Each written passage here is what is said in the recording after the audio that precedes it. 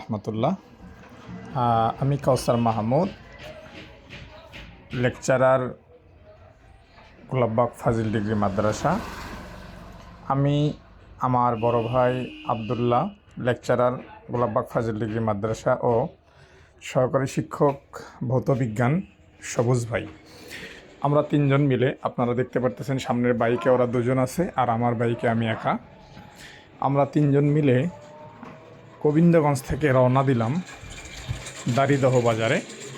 দাড়িদহ বাজারে গিয়ে আমরা ধান দেখলাম, যেহেতু আবদুল্লাহ ভাই ধানের ব্যবসা করে। ধান দেখার পরে আমরা সেখান থেকে সোজা হাই রোডের দিকে রওনা দিলাম ফাঁসিতলা রাস্তায় যাওয়ার সময় মনে করলাম যে গ্রামগঞ্জের মানুষের চলাফেরা, সেই সাথে আমাদের হালকা পাতলা বাইক ট্যুরিং, এই বিষয়টাকে ক্যামেরাবন্দি করে আমি সবার সাথে শেয়ার করব। যেহেতু আপনারা অনেকেই জানেন, আমি ঘোরাফেরার ভিডিওগুলো শেয়ার করার জন্য সবেমাত্র ইউটিউবে একটা চ্যানেল খুলেছি। আপনাদের সহযোগিতাও কামনা করছি এই চ্যানেলের উত্তরোত্তর উন্নতির জন্য। সামনে সবুজ ভাই ও আবদুল্লাহ ভাই বাইকে আছে, তারা যাচ্ছে, তাদের বাইকটা দামি বাইক। আমি যেহেতু ছোট মানুষ, মধ্যবিত্ত পরিবারের মানুষ, আমার বাইক নিয়ে আমি পিছনে আছি। আমরা চলছি সেই দাড়িদহ বাজার থেকে ফাঁসিতলা রোডের দিকে। আপনারা এই পাশে রাস্তার আশেপাশে অনেক বিল্ডিং দেখতেছেন, তার কারণ হচ্ছে আপনারা সবাই জানেন যে দাড়িদহ বাজারের বিশেষ করে ওই সাইডটাতে প্রবাসী বেশি, আর প্রবাসী বেশি হওয়ার কারণেই মূলত ওই রাস্তাগুলোতে আমরা বেশি বেশি বিল্ডিং দেখতে পাই। তো আমরা চলছি, চলতে চলতে আপনাদের সাথে অনেক কথা হবে। আমি একটু তাদের সাথে কথা বলার জন্য আবদুল্লাহ ভাইকে ওভারটেক করে সামনে আসছি। সামনের ভিডিওগুলো সুন্দর করে দেখানোর জন্য মূলত আমার একটু সামনে চলে আসা। তাদের পিছনে থাকলে কেমন জানি লাগতেছে, আমার কাছে আনইজি লাগতেছে। সেই আনইজি ফিল থেকেই আমি একটু তাদের সামনে চলে আসলাম।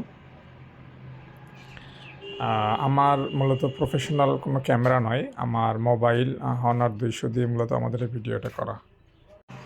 রাস্তাঘাটে চলতে চলতে আমরা দেখতে পাচ্ছি প্রত্যেকটা মানুষ তাদের নিজের জীবিকা নির্বাহের জন্য প্রয়োজনে তারা রাস্তাঘাটে চলতেছে। আমাদের আজকে চলাফেরাটা যদিও জীবিকা নির্বাহের কারণেই নয়, মূলত এটা একটা ব্যবসা নির্ভর কারণে আমরা গোবিন্দগঞ্জ থেকে দাড়িদহ বাজারে গিয়েছিলাম, সেখান থেকে আমরা ফাঁসিতলার দিকে রওনা দিয়েছি। বিষয়টা হচ্ছে আমাদের এই ভিডিও করা এবং আমাদের এই চ্যানেল, নতুন এই চ্যানেলটিকে সামনের দিকে এগিয়ে নিয়ে যাওয়ার জন্য ছোট ছোট কিছু ভিডিও দেওয়া দরকার। আপনারা হয়তো অনেকে বিরক্ত হতে পারেন, আশা করি আপনারা কেউ বিরক্ত হবেন না। বাংলাদেশে অনেক ঘোরাফেরা বা ট্যুরিংয়ের চ্যানেল রয়েছে, সেই সমস্ত ভিডিও আপনারা দেখেন, সেগুলো দেখে অনেক হয়তোবা ভালো লাগে আপনাদের। আমি হয়তোবা প্রাথমিক অবস্থায় এরকম ভালো ভিডিও দিতে পারতেছি না বা পারবো না। আশা করি আস্তে আস্তে আমার এগুলো উন্নত হয়ে যাবে, উন্নত ব্যবস্থা আমি চালু করব ইনশাআল্লাহ। প্রাথমিক অবস্থায় মোবাইল দিয়ে হেলমেট মাউন্ট দিয়ে ভিডিও করলাম। আশেপাশে আপনারা দেখতেছেন কলা ব্যবসায়ী, এই এলাকায় কলার চাষটা একটু বেশি হয়, কৃষি নির্ভর এলাকায় বলা যায় এই এলাকাকে। এই এলাকায় মানুষ প্রচুর পরিমাণে শাকসবজি, কৃষিপণ্য তারা উৎপাদন করে থাকে এবং সেগুলোকে বাজারজাত করে থাকে। আমরা যারা কোনো কাজবাজ করি না বা শুধু ঘোরাফেরা করি বা কৃষিকাজের সাথে আমরা সংশ্লিষ্ট নই, ছোটোখাটো চাকরি বাকরি করি আর বসে বসে খাই আর কি, তাদের জন্য চলছি আমরা এই রাস্তায়। চলতে চলতে রাস্তার আশেপাশে আমরা এখন একটা প্রাইমারি স্কুল পার হলাম, সামনে একটি সুন্দর ব্রিজ। ব্রিজটি অনেক সুন্দর, যদিও একটু চিকন, অনেক আগে তৈরি হওয়া ব্রিজগুলো একটু চিকনই হওয়ার কথা, স্বাভাবিক, একটু ন্যারো দেখা যাচ্ছে।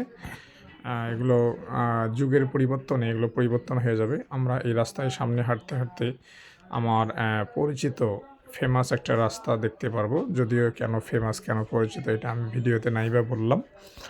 চলছি আমরা রাস্তার আশেপাশের পরিবেশগুলো আপনাদেরকে দেখানোর চেষ্টা করছি, বিশেষ করে যারা শহর অঞ্চলে বসবাস করেন। গ্রাম অঞ্চলের রাস্তাগুলো কেমন হয় তারা যদি একটু দেখেন। আর এখন তো আমন ধান বলে এটাকে, আমন ধানের কাটাই মারাই চলছে এবং আমন ধানের যে খড় যেটা রয়েছে, আমাদের গ্রামের ভাষায় পল বলা হয়, এই পলগুলোকে সাধারণত রাস্তাতেই শুকানো হয়। আর আমন ধানের পল বেশি শুকাতে হয় না, কারণ এই ধানগুলো মূলত সুন্দর একটা বাড়ি, সুন্দর এই ধানগুলো মূলত জমিতেই শুকানো হয়। জমিতে শুকানোর পরে বাসায় নিয়ে আসা হয়, যার কারণে খড়গুলো সেখানে প্রচুর পরিমাণে শুকে যায় আর নতুন করে শুকাতে হয় না। এরপরও যদি কারো জমিতে একটু পানি লেগে থাকে, সে কারণে হয়তো বা তাদেরকে একটু বাসায় আসার পরে খড়গুলো শুকাতে হয়। তারা খড়গুলো শুকাচ্ছে।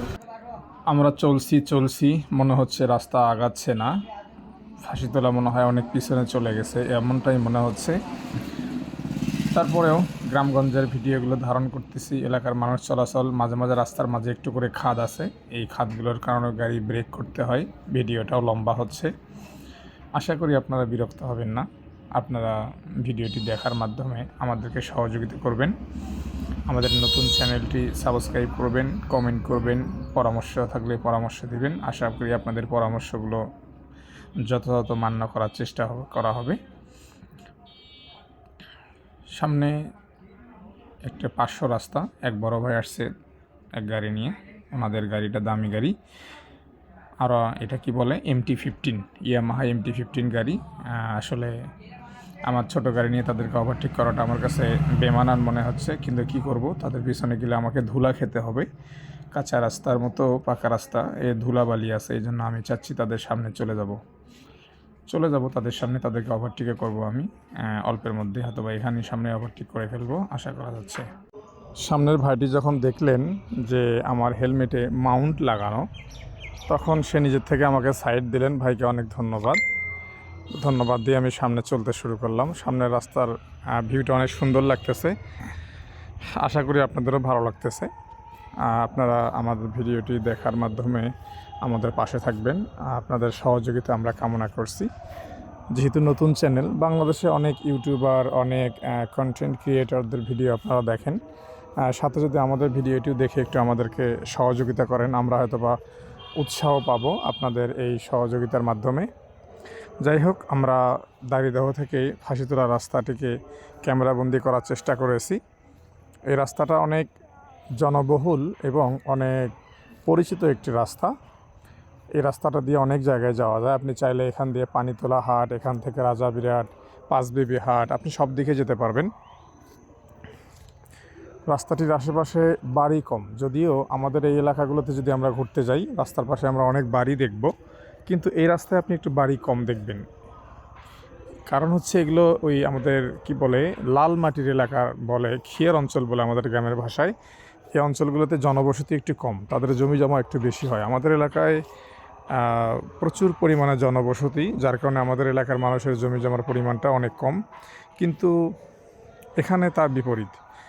সুন্দর একটা ইটভাটা পার হচ্ছে আমরা। ইটভাটার পাশের রাস্তাটা দেখতে আরও সুন্দর লাগতেছে এবং দূরের আকাশটা দেখতে আরও বেশি সুন্দর লাগতেছে। আপনারা আমাদের এই ভিডিওটি দেখে অবশ্যই কমেন্ট করে জানাবেন যে আপনারা পরবর্তী কোন কোন রাস্তার ভিডিও দেখতে চান। এরপরে একটি ভিডিও আমি করার চেষ্টা করব আমাদের বাগদা বাজার থেকে শুরু করে প্রস্তাবিত যে ইপিজেড আমাদের হওয়ার কথা, গোবিন্দগঞ্জ ইপিজেড। এই গোবিন্দগঞ্জ ইপিজেড যেখান থেকে শুরু হবে, এটাকে কাটা বাজার বলে। কাটা বাজার থেকে বাগদা বাজারের রাস্তার যে দৃশ্য, এত মনোরম দৃশ্য খুব কমই হয়। রাস্তাটা অনেক সুন্দর, সোজা। এই রাস্তাটার ভিডিওটা আমি অচিরেই আপনাদের সামনে নিয়ে আসার চেষ্টা করব। একটু আগে আমি যে রাস্তার মোড়টা পার হলাম, এই মোড়টাতে অনেক স্মৃতি বিজড়িত একটা মোড়। এই মোড়ে মাঝে মাঝে আসা হতো কোনো একটি কারণটা আমরা বলবো না, আসলে বলেই দেই, ক্যারাম বোর্ড খেলার জন্য আসলে। যাই হোক, আমরা আস্তে আস্তে দেখতে দেখতে আমরা ঠিক ফাঁসিতলার কাছাকাছি চলে আসছি। আর অল্প কিছু রাস্তা পার হলে হয়তো বা আমরা 1.5-2 মিনিটের মধ্যেই ফাঁসিতলা পৌঁছে যাব। ফাঁসিতলা পৌঁছে গেলে অবশ্যই আমরা আমাদের ভিডিওটি অফ করে দিব। হাই রোডের ভিডিও আমরা অন্য আরেকটা ভিডিওতে আমরা হাই রোডকে ক্যামেরাবন্দি করব। মাঝে মাঝে একটু ভাঙ্গা রাস্তা, এটার কারণে ব্রেক করতে হয়। ব্রেক করলে ভিডিওটা একটু লম্বা হয়ে যায়। আমরা একভাবে যখন বাইক চালাই তখন আসলে ভিডিওটা অত বেশি বড় হতো না, কিন্তু রাস্তা খারাপ হওয়ার কারণে বেশি বাইকের স্পিড স্লো করার কারণে ভিডিওটি একটু লম্বা হয়েছে। আশা করি আপনারা এই সমস্যাটিকে ক্ষমা সুন্দর দৃষ্টিতে দেখবেন। দেখতে দেখতে আমরা ফাঁসিতলা যে কেজি স্কুল আছে, সেই কেজি স্কুলের ঠিক সামনের মোড়ের কাছে চলে আসছি। একটু সামনে গিয়ে সে কেজি স্কুল। আপনারা বুঝতে পারতেছেন এই রোডটা কত জনবহুল রোড, কত ঘন বসতি রাস্তার আশেপাশে যদিও কম, এরপরেও আজকে কেন জানি মনে হচ্ছে রাস্তাটাতে মানুষজন একটু কম। সুন্দর একটা বাড়ি, বাড়িটা ভালোই লাগছে, আপনাদেরও হয়তো ভালো লাগবে। আশেপাশে মানুষ যাচ্ছে, আমরা একটু ব্রেক করে এটাকে পার করে নিলাম। এখন যে রাস্তাটার ভিউ, মাঝে মাঝে ভিউটা অনেক সুন্দর আসছে, যেখানে ফাঁকা জায়গা সেখানে ভিউ সুন্দর আসছে, এই ভিউটা অনেক সুন্দর আসছে। আমরা একটু গ্রামের মধ্যে ঢুকে যাচ্ছি। গ্রামের মধ্যে আমরা এই সামনে একটা মোড় আছে, মোড়ে একটু কাজ হচ্ছে, এটা আমরা পার হওয়ার পরেই আমরা হাই রোড দেখতে পারবো, এশিয়ান হাইওয়ে যেটাকে বলা হয়, ঢাকা রংপুর মহাসড়ক। এই ঢাকা রংপুর মহাসড়ক আসার আগে আমরা আমাদের ভিডিওটি বন্ধ করে দিব।